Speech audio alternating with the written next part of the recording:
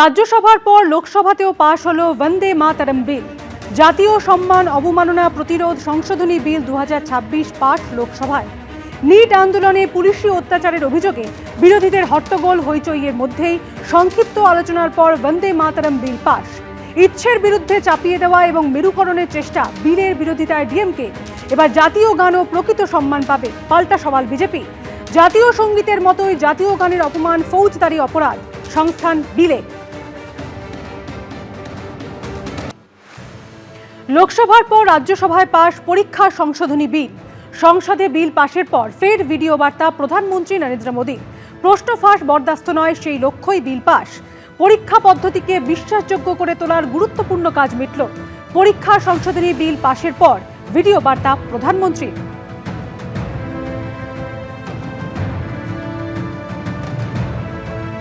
विश्वस्त परीक्षा पद्धति,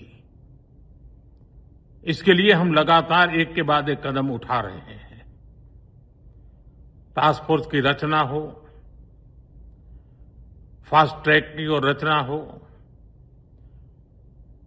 राज्यों के सुझावों को ध्यान में लेना हो, क्योंकि पिछले कई दशकों से हर राज्य और केंद्र सरकार इस प्रकार की पेपर लीक की परेशानी झेल रहा है। बच्चों के भविष्य को भी इसके कारण संकट पैदा हो रहा है। इन सब को ध्यान में रखते हुए देशव्यापी सभी राज्यों में भी और केंद्र में भी शिक्षा पद्धति में सुधार अनिवार्य हो गया है। टेक्नोलॉजी के भरपूर उपयोग की आवश्यकता हो गई है और साथ साथ फिर से कोई पेपर माफिया, पेपर लीक करने वाली गैंग, देश के बच्चों के भविष्य के साथ खिलवाड़ करने वाली गैंग, उनको बख्शा नहीं जाएगा। इसलिए कठोर कानूनों की भी जरूरत है। हम संसद में बिल लेकर के गए थे और जैसा मैंने आपको वादा किया था, गत 2 दिन संसद के दोनों सदनों ने, अधिकतम माननीय सांसदों ने विस्तार पूर्वक उससे चर्चा की है और आज दोनों सदनों ने इस कठोर कानूनों वाले, प्रावधानों वाले इस बिल को पास कर दिया है। अब विश्वस्त परीक्षा पद्धति की दिशा में जाने में एक महत्वपूर्ण काम पूर्ण हुआ है। काम आगे भी चलता रहेगा। हम ऐसी परिस्थितियों को लंबे समय तक नहीं चलने देंगे। इस विश्वास के साथ साथियों, आइए हम सब मिलकर के विकसित भारत के स्वप्न को पूर्ण करने के लिए कंधे से कंधा मिलाकर के चले। প্রশ্ন ফাঁস রুখতে সংসদের দুকক্ষেই বিল পাশ হয়। সিস্টেমের পরিবর্তন না হলে প্রশ্ন ফাঁস বন্ধ হবে না। প্রশ্ন ফাঁস মহামারী, দোষী সাব্যস্ত শূন্য। ক্ষতিগ্রস্ত 7.5 কোটি ছাত্র। ক্ষতিগ্রস্ত 7.5 কোটি ছাত্র। এক্সপোস্ট লোকসভার বিরোধী দলনেতা Rahul Gandhi. There's nothing in this that says they are going to stop paper leaks. It's not an anti-paper leak bill. Anti-paper leak bill is something that stops paper leaks. This is not going to stop paper leaks. Paper leaks are going to continue. This is just putting a little rubber stamp saying that we've increased the punishment. That's all it is. The bill is not worth discussing. आज तक कोई conviction नहीं हुआ है. The bill is saying that we accept paper leaks. We are saying no, we don't accept paper leaks. Change the system so that there are no paper leaks. Remove the RSS from the infrastructure of education. Remove the VCs who have been appointed by the RSS. The bill is a band-aid, not even a band-aid when you need a surgery. And the bill has been put in place so that the RSS can escape. That's the whole idea. সংসদ ভবন চত্বরে এনসিপিআই এর 20 জন সাংসদের ছবি দেওয়া placard গায়ে জড়িয়ে বিক্ষোভ দেখালেন কল্যাণ বন্দ্যোপাধ্যায়। আর সেই সময় কল্যাণ বন্দ্যোপাধ্যায়কে টিপ্পনী প্রিয়াঙ্কা গান্ধীর। তিনি বলেন, আমাদের দল থেকে আপনাদের দলে গিয়েছে, সেখান থেকে ওরাও চলে গিয়েছেন। পাল্টা কল্যাণ বন্দ্যোপাধ্যায় বলছেন, আমাদের দেওয়া টিকিটেই ওরা ভোটে জিতেছেন। बीजेपी के राज में तो सब कुछ ही होता है। कुछ लोग हमारे यहाँ से पहले आपके यहाँ गए, फिर आपके यहाँ से। ফের একা একাই বিক্ষোভ, স্লোগান। पश्चिम बंगाल का 20 गद्दार पार्लियामेंट में मौजूद है। সংসদ ভবন চত্বরে এনসিপিআই এ যোগ দেওয়া 20 জন বিদ্রোহী তৃণমূল সাংসদদের ছবি দেওয়া প্ল্যাকার্ড গায়ে জড়িয়ে বিক্ষোভ দেখাচ্ছিলেন কল্যাণ বন্দ্যোপাধ্যায়। আর তখনই তাঁকে দেখে টিপ্পনী করেন কংগ্রেস সাংসদ প্রিয়াঙ্কা গান্ধী। তিনি আনেন পুরনো প্রসঙ্গ। 20 गद्दार का तस्वीर 20 गद्दार कहाँ है 20 गद्दार? ये पार्लियामेंट के अंदर है, मोदी जी के पास बैठे हैं। इसको तो डिफेक्शन होना चाहिए, इसको तो डिफेक्शन होना चाहिए। कुछ लोग हमारे यहाँ से पहले आपके यहाँ गए, फिर आपके यहाँ से दूसरे। এরপর এগোতে থাকে কথাবার্তা। সামনে চলে আসে পুরনো রাজনৈতিক পরিস্থিতির প্রসঙ্গ। नहीं, वो लोग तो हमारा टिकट से जीता था, आप लोग का उधर से 2014 में चला गया। पश्चिम बंगाल में आप लोग को कुछ भी नहीं है, नहीं था, इसलिए वो लोग तो हमारा टिकट से जीता है। लेकिन थे तो कांग्रेस ही। अरे कांग्रेस तो हम भी थे, वो तो छोड़ो ना तुम लोग। अरे कांग्रेस तो हम लोग को, कांग्रेस तो हम भी थे। I was the vice president of the youth Congress. आप लोग तब दीदी को तो भगा दिया था, ये बात बोलो 97 में। अरे दीदी को नहीं भगाता तो तुम लोग का ऐसा हाल होता। दीदी को 97 में भगा दिया। दीदी को राजीव जी बहुत I know that's the reason. Rajiv ji बहुत प्यार करते थे। राजीव जी भी दीदी को सम्मान दिया। और लेकिन अरे पप्पू सिंह सुनो भाई, ज्यादा मत बोलो। उस टाइम कांग्रेस सीपीएम का साथ एक हो गया। सीपीएम के बारे में जब हम लोग बोलते थे, दीदी जब बोलते थे, उससे दीदी को निकाल दिया था। कांग्रेस साथ है ना? हाँ है, हम भी थे। भाजपा का साथ साधन में 20 गद्दार मौजूद है। গত বুধবারও সংসদ ভবন চত্বরে একলাই বিক্ষোভ দেখিয়েছিলেন কল্যাণ বন্দ্যোপাধ্যায়। বিজেন্দ্র সিংহর রিপোর্ট, এবিপি আনন্দ। বিজেপি নেতাকে কুপিয়ে খুন করা থেকে গায়ের জোরে বিজেপি কর্মীর জমি দখলের অভিযোগ। বিগত সরকারের আমলে ঘটে যাওয়া এই দুই ঘটনারই বিচারের আশায় বৃহস্পতিবার মুখ্যমন্ত্রীর জনতার দরবারে এলো দুই পরিবার। অন্যদিকে সমস্যা সমাধানের পর এদিন মুখ্যমন্ত্রীকে ধন্যবাদ জানাতে আসেন ভবানীপুরের বাসিন্দা প্রবীর মুখোপাধ্যায়। নৃশংসভাবে খুন করে পুলিশ, খুনিদের হয়েই বরঞ্চ তৃণমূলের দলদাস এখনো রয়ে গেছে। পুলিশ বিজেপি পার্টি করার অপরাধে টিএমসি হারমাত বাহিনীরা আমার জমি তারা দখল করে নিয়েছে। বিজেপি নেতাকে কুপিয়ে খুন কিংবা গায়ের জোরে জমি দখল, অভিযোগ এই দুই ঘটনাতেই মেলেনি সুবিচার। দুই ক্ষেত্রে অভিযোগ সেই তৃণমূলের বিরুদ্ধেই। আর বিগত সরকারের আমলে ঘটে যাওয়া এই দুই ঘটনারই বিচারের আশায় বৃহস্পতিবার মুখ্যমন্ত্রী শুভেন্দু অধিকারীর জনতার দরবারে এলো দুই পরিবার। বাঁকুড়ার কতুলপুরে বিজেপির প্রাক্তন মণ্ডল সভাপতি সুমন মণ্ডল পরিবারের দাবি, গত বছরের 28 নভেম্বর বাড়ি থেকে ডেকে নিয়ে গিয়ে তাঁকে খুন করা হয়।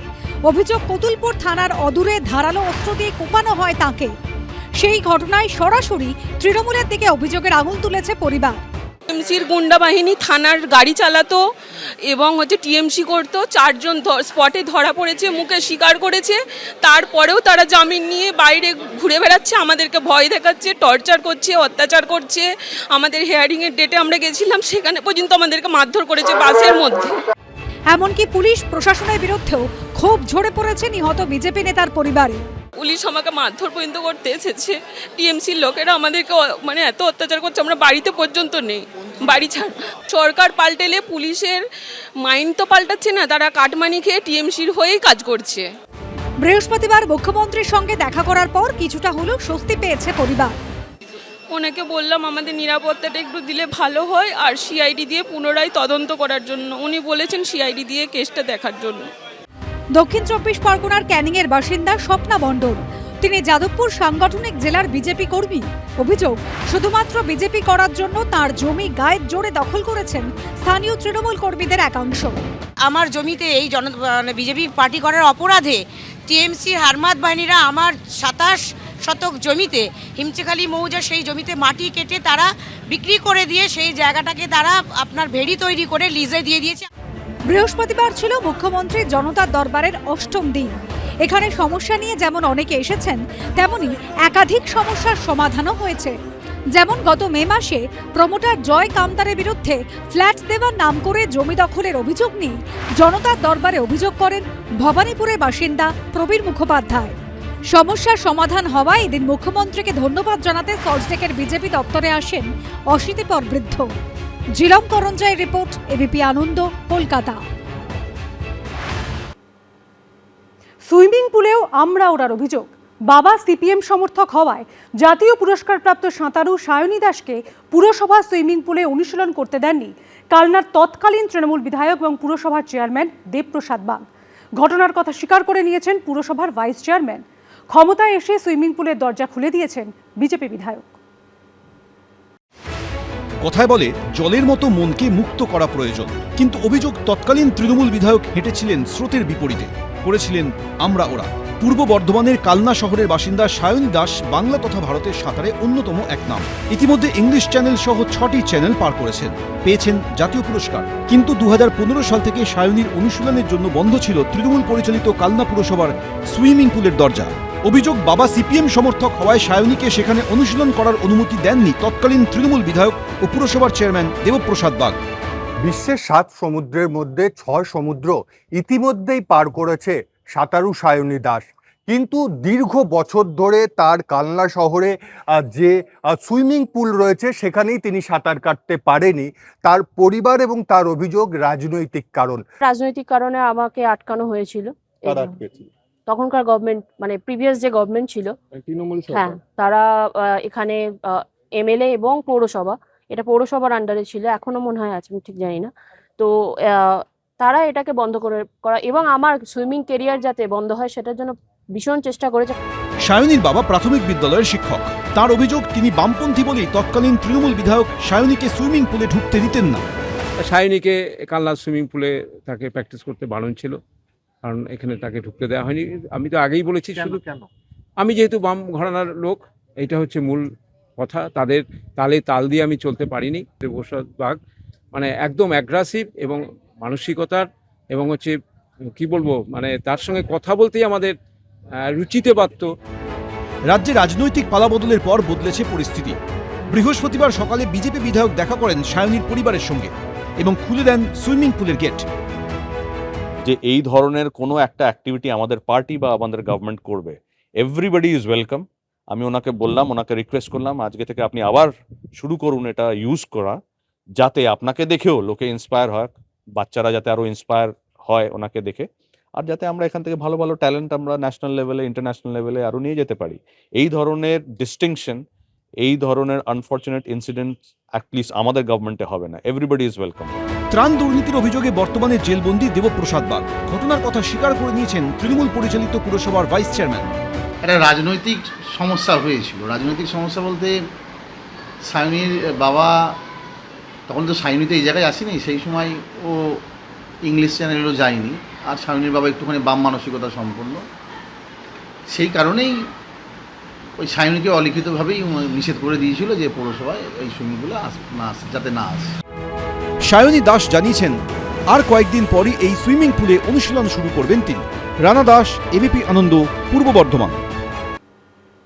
আচমকা অ্যাকাউন্টে ঢুকেছিল সাইবার প্রতারণার 47 কোটি টাকা। পরে তা তুলেও নেওয়া হয়, কিন্তু তার জেরে 7-5 না থেকেও চূড়ান্ত ভোগান্তির শিকার হচ্ছেন বেলেঘাটার বাসিন্দা নূপুর ঘোষ।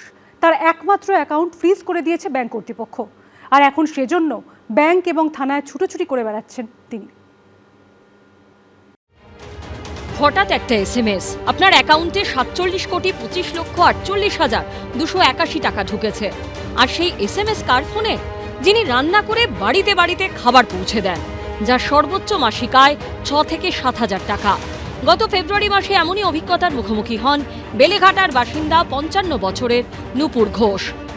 বেলেঘাটাতে হোম ডেলিভারির কাজ করেন নূপুর ঘোষ। বিধবা নূপুর ঘোষের মান্থলি ইনকাম কিন্তু এই হোম ডেলিভারির জন্য মাত্র কয়েক হাজার টাকা। কিন্তু গত ফেব্রুয়ারি মাসে তিনি যখন তার ব্যালেন্স চেক করেন, সেই সময় তাজ্জব তিনি বলে যান। অর্থাৎ নূপুর ঘোষের এই অ্যাকাউন্টে কত টাকা ঢুকেছে দেখানোর চেষ্টা করবো। 47,25,00,000 টাকা, 48,281 টাকা, অর্থাৎ প্রায় 48 কোটি টাকার মতন ঢোকে এই অ্যাকাউন্টে।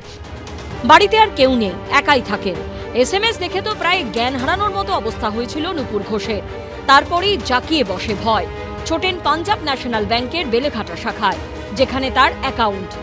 আমি তো হোম ডেলিভারি করি, তা সেইখানে একদিন আমি ব্যালেন্সটা চেক করতে দেখি এত আমার বিশাল বড় ব্যালেন্স, তা দেখে তো আমি চমকে গেছি। আমি খুব আতান্তরে পড়েছে, তো আমি কোনো রকম ব্যাংক থেকে আমি কোনো সহযোগিতা পাইনি। এমনকি আমি একটা চিঠি লিখে নিয়ে গেছিলাম ম্যানেজারের কাছে যে আমার ওই টাকাটা ওটা আলাদা সরিয়ে রেখে আমার ব্যালেন্সটা আমাকে দিয়ে দিতে, যেটা আমার ব্যালেন্স রয়েছে, তা অ্যাকাউন্টটা যাতে চালু করে, ওতে যাতে আমার বিধবা ভাতাটা ঢোকে। তা অনেকবার ছোটাছুটি করেও কোনো ওনাদের থেকে কোনো হেল্প আমি পাইনি। এরপর আরও বড় সমস্যায় পড়েন নূপুর ঘোষ। তার একমাত্র অ্যাকাউন্টটা ফ্রিজ করে দেওয়া হয়, ফলে একাকী মহিলার রোজকার খরচের টাকা তোলার রাস্তাও বন্ধ হয়ে যায়। এভাবে চূড়ান্ত ভোগান্তিতে কেটেছে 6টা মাস। এর মধ্যে এটিএমে ব্যালেন্স চেক করে দেখেছেন সেই 47 কোটি টাকাও আর তার অ্যাকাউন্টে নেই, অথচ অ্যাকাউন্ট এখনো ফ্রিজ। ব্যাংকে গিয়ে লাভ না হওয়ায় শেষে বেলেঘাটা থানার দ্বারস্থ হয়েছেন তিনি। ফেব্রুয়ারি মাসে আমি দেখলাম যে 47,25,48,000 টাকার মতন ঢুকেছে। তা আমি সঙ্গে সঙ্গেই আমি ব্যাংকে এলাম। তা পাঞ্জাব ব্যাংকের ম্যানেজারের সঙ্গে তো কথা বললাম, তা উনি কোনোভাবে আমাকে সাহায্য করেননি। কারণ আমি খুবই একদম সাধারণ মানুষ, হোম ডেলিভারি করে খাই, আর হেল্প করার মতন আমার কেউ নেই। তা আমি ভেবেছিলাম বোধহয় ব্যাংকে আমার হেল্প করবে, কিন্তু কোনোভাবে আমাকে হেল্প করেননি। তার খুব বিপদে পড়েছিল, অনেকবার ছুটেছি, চিঠিও নিয়ে এসেছি, কোনো রিসিভ করেননি ওনারা। পিএনবি কর্তৃপক্ষের বক্তব্য, নূপুর ঘোষের অ্যাকাউন্ট সাইবার প্রতারণার কাজে লাগানো হয়েছিল, তাই সাইবার ক্রাইম বিভাগ থেকে অনুমতি মিললে তবেই ফ্রিজ হওয়া অ্যাকাউন্ট আবার খোলা যাবে। কিন্তু তাতে আরও কতদিন লাগবে? 7-5 না থেকেও আর কতদিন ভোগান্তি পোহাতে হবে, সেটাই প্রশ্ন নূপুর ঘোষের। সুকান্ত মুখোপাধ্যায়ের রিপোর্ট, এবিপি আনন্দ। এবিপি আনন্দ, এগিয়ে থাকে, এগিয়ে রাখে।